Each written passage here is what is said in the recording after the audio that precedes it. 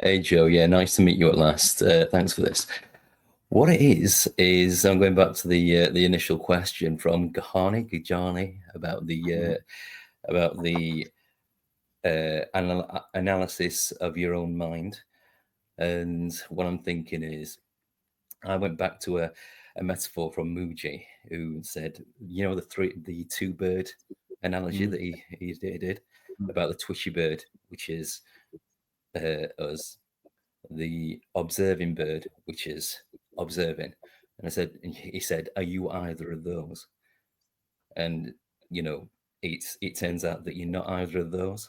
mm, So what you said before about going back and analyzing awareness and saying, okay, I'm awareness, stepping back.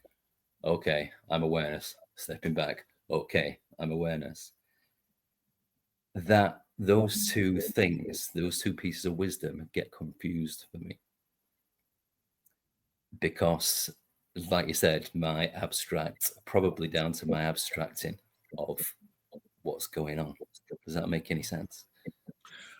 I'll reply and you tell me if I got it or not, and Yeah, then we'll yeah, take it from yeah, there. So Muji's bird, two birds. I think Muji popularized it. I don't know where it originally came from, but it's a nice one. yeah. It's just showing that you've got the bird that's busy and you've got the bird that's watching. That's And all. let's assume it's on a picture, right? It's picture. Are you either of those, right? And as I see it from my perspective, is that no, you're the picture. Right. You're the paper that's drawn on. Yeah, So when I say rest as awareness, I don't mean be one of those bird. Don't be the bird. Be the other bird. I just mean you are all of that. You're the all-encompassing uh, knower of the experience. So there's a plain sheet of paper. That's your nature. It's stainless, and then there's a two birds on it. One busy, one watching.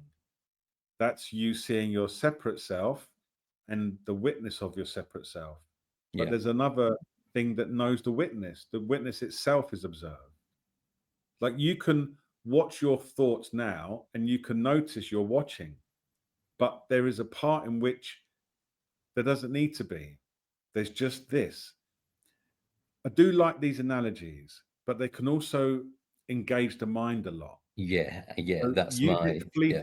use it fleetingly, Mm, just as an anecdote. And also the other thing is this: and Moody's a very good teacher. I like Moody a lot, but good teachers, things are. This is why quotes in the whole non-dual world can be quite confusing, because, and in my experience, I say things differently to different people at different times based on who they are. yeah, And if that gets quoted and it becomes a thing, it might confuse somebody else. yeah. So it's like And no, yeah. Go on. Sorry. right. Yeah. So it's like I said, so the two bird thing might have been ideal for Mm, someone that was like really fixated in that something around that. But but let's try easier things first. Just keep quiet. Just be. that If particular you thing resonated with me. Do you know what I mean? It did. It did. It really resonated with me at the time. So what you're yeah. saying is, might say it might be just a case of context. But when Gajani said, step out awareness and observe it and analyze it, well, that's not all there is. So awareness is all there is. So you can't necessarily do that. Yeah. So I'm yeah, yeah. glad you So said that. I I got was those gonna two say things mixed up in my own mind. Yeah, yeah. Because you can't step out of awareness. Where would you yeah, go? And you are awareness. You can't step out. yeah. It's so to give you a little bit of context. So I am doing a lot of work in the background, and there's something I'm creating that called the absolute. It's the absolute compass, and it's a conceptual tool that helps you understand a little bit how to separate teachings so that you can enjoy them more deeply. And there's six understandings. There's separateness, which is where we all live and work. That's where our jobs are. There's openness, where we probably first got into this path. We started looking at yoga or Reiki or some kind of practice. There's still a person there, but they think they're doing an awakening practice. Then there's witness, where you start to watch yourself. This is mindfulness, meditation, Thich Nhat Hanh, Eckhart Tolle as well. Then there's beingness, which is where Moody talks a lot about, from that perspective of I am not this, I am not that. Then there's awareness, which is what I talk a lot about the pure consciousness that you include everything. And then there's knowingness, which is just completely letting go of experience. And all of these places to be taught on this path are valid, and we all have an attraction to them, but they can be confusing when put side by side, right? So sometimes the easiest way to look at this is just to let go of, take teachings on board, let go when you feel confused, and just know that whenever you are feeling confused, the mind is engaged. And this is not a path to educate the mind. Let's call it the brain because it's clearer. If you're feeling confused, allow confusion. Don't try to resolve it, because this is not for the brain. This is what's knowing the confusion appears, you don't get on that train, right? And you watch it dissolve.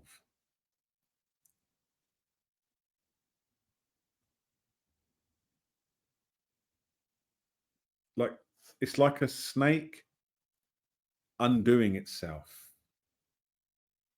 It doesn't require someone to untie the snake. It just unties itself.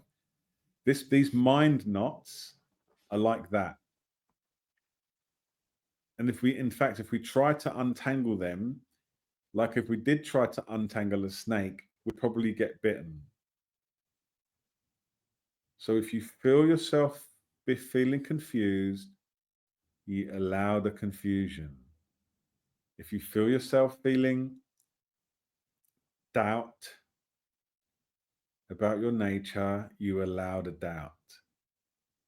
If you feel yourself feeling strong emotions, bodily sensations, you allow the fear, you allow the feelings, you allow the movement.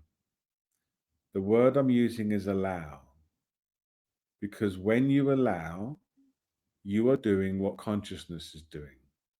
Consciousness is always allowing. So the quickest way let's use language here that I don't normally use, but I'm going to use it.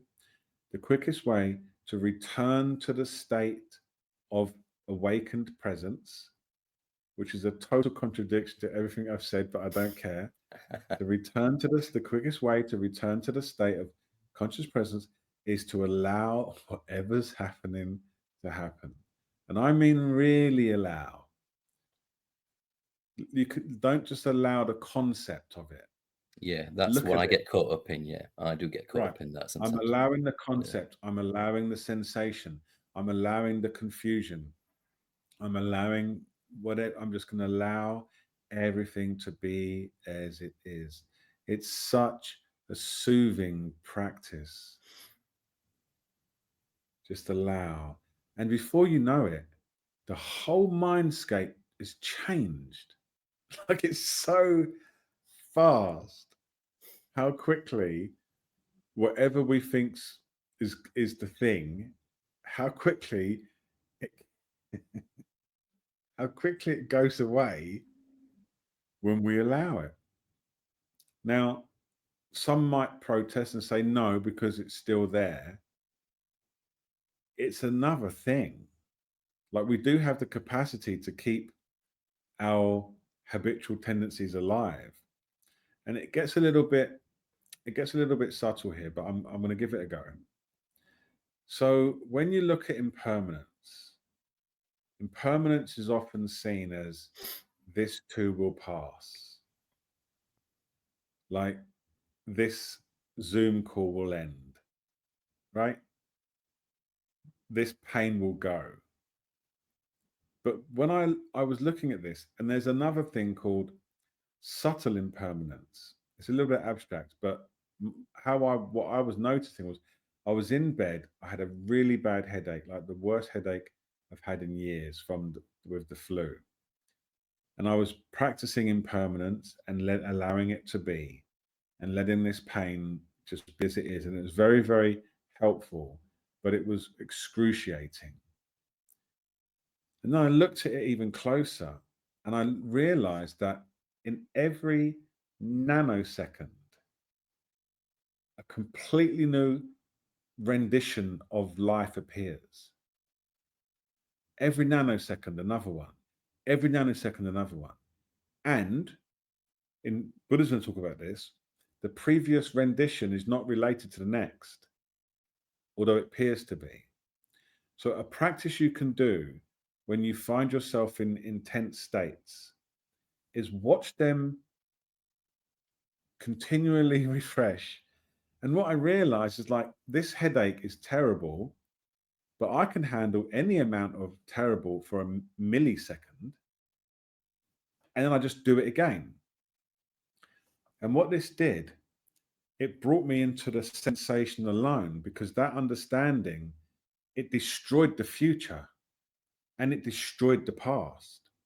And I realized most of the pain I was having was the future expectation of how long it's going to go on for, and the past memory of how long it's been having. I've been having it for 3 days, and now I've got another 5 days of this, right? But when you realize it's just Yeah. refreshing, it's like that in the now. You realize I'm only ever experiencing a fleeting moment of pain, nothing else.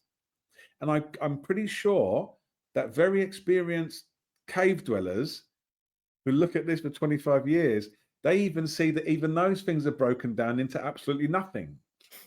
Nothing at all. Yeah. But I don't want to live in a Madness. cave. I like living in my house in Chiang Mai. So, Yeah.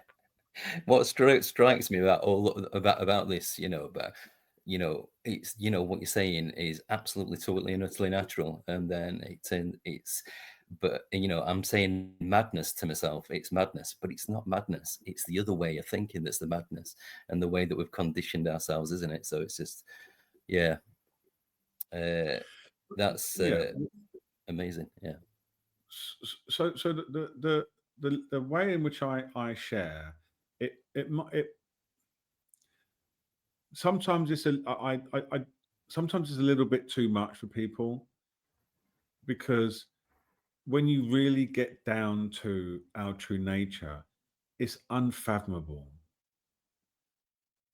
It's unfathomable. And I think that what can be more soothing is to talk about things that are slightly more fathomable. Right? But I feel, why wait? Just look at it directly. What is appearing here? yeah, There is an infinite shifting, unrelenting array of appearances that are known by something. And the only thing we can say about ourselves is, I am aware. The only thing we can say, it doesn't require an education or a teacher or a parent or a job or a friend. I am aware. I call this the foundation statement of all human beings. I am aware. And when you own that as the only thing you can truly know, you are owning your nature.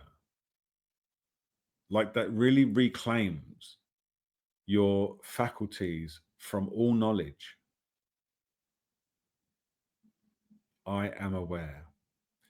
And then the next conclusion is, well, I am awareness. So a little bit about my journey, just to, because we're on that topic. This is relevant to it.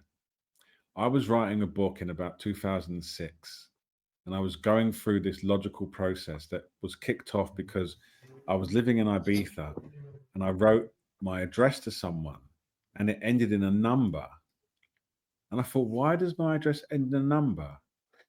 And I thought, oh, because I don't know where I am. Like, we have to have a relative way to find where we're at. And I started writing this book about this process, and I got to the point when it said, what if I'm not just aware? What if I am awareness itself? And I was by that time I'd moved to India, and I put my book down and I went for a walk. And I saw a satsang sign. I walked in, and someone said, "You are awareness." I was like, damn, it hit me so hard, and like, we are all confirming each other, and it really helps when you are around people who understand they are awareness, and you share that, because then you help extinguish each other's doubts. So whatever's going on for you, start with I am aware, and then see what conclusions arise. I'm aware of this, I'm aware of that, I'm aware of this, I am aware. So am I awareness? And if I'm awareness, then what is everything else? Is it awareness too? Right? So when I spoke about that map earlier, the first two, separateness and openness, is I believe I'm a person. The next two, which is witness and beingness, is I am awareness. I am aware. Yeah. So I'm not netting, I'm aware. The last two is I am awareness. I get You it. see? Yeah. Yeah. So when you're looking at the two questions you two both rose, you're looking at I am aware, right? So I'm aware, but what's this other thing? Then you move into I am awareness, and there's no more questions after that. Really, I mean, there is questions always, but it resolves a lot when you realize you are awareness. So everything that appears is awareness. Because where else would it come from? If there's only one, like it's called non-duality, there's not two, right? So Closing the title. Yeah. if I'm awareness, then everything must also be awareness. If I'm not awareness, then everything is everything else. And that's terrifying. That is terrifying. That everything is everything else. Everything is a something, and so am I. Because I'm a weedy little something made of squishy flesh that can be extinguished in a minute. Right?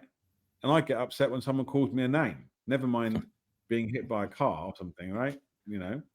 So when you recognize your awareness, you take up your seat, your throne of consciousness, and you start to feel safe. This body mind could die tomorrow. I'm going to London. I could crash on a plane, but consciousness remains, and I know that. I know that. It's just so obvious now. It's also beautiful, isn't it? Yeah. Beautiful. And then we don't have to go off. Like, we don't, the map that I drew, I'll publish it at some point. It's a circle, because you go back to the start. You go back to separateness. And that's when you start to ask yourself, what am I going to do with this understanding? And you start to come up with creative ways to support the people around you, which is essentially the world. So you start off as in separateness yourself, and you're in suffering, and you go through these different gateways. It doesn't have to go linear, but it tends to, right? And you find yourself on these teachings, and you might have a great teacher and then leave them behind and then go somewhere else and and suddenly you realize really am awareness, and everything is awareness, which means I'm totally safe from all experience. Even if I've got pain in the stomach, a headache, I, the knower, am safe. And this empowers you to be of great benefit to everyone around you in all circumstances. that's really what this is. So whenever I talk about stuff like this, I'm sharing an opinion. It's no longer a direct teaching. So I just wanted to clarify that. Mm. This is how I see this process. The direct teachings is when I'm having a look at your experience, and that doesn't require you to believe me, right? But what I'm talking about now, we're slipping a little bit into belief, and I try to avoid that because then that can be confusing. But Yeah. that's how I see our experience. You can look for yourself. Gotcha. But Yeah. how I see the experience of life is the absolute fragments into a billion consciousnesses so that it may experience the whole gambit of all of life at once. From a baby that was never born to a grandmother that dies at 110 with 35 family members around her, and everything in between. The absolute divulges into all experience, and we are that absolute. In this conversation, remembering that. It's really funny. Everyone here, all the questions are all the questions of the absolute, from my perspective, that is remembering itself. And that's why it's so beautiful. It's really, really profound. And as I said, this is my view. So it's not really part of this Yeah. teaching Yeah. I to get that. explore it. Yeah. It's just to create safety with people that, you're not leading them up. Suddenly we're talking about non-duality. Next minute, I'm having you hold a shoe like in Life of Mm. Brian. So that's it. Yeah. Right. So yeah, these are things to look at, but what you really want to bring it down to is your own life. And can you allow emotions, thoughts, and sensations, well, words and images, to be as they are? And it doesn't mean you're going to not put out fires or cross the street if you don't like it or change your job.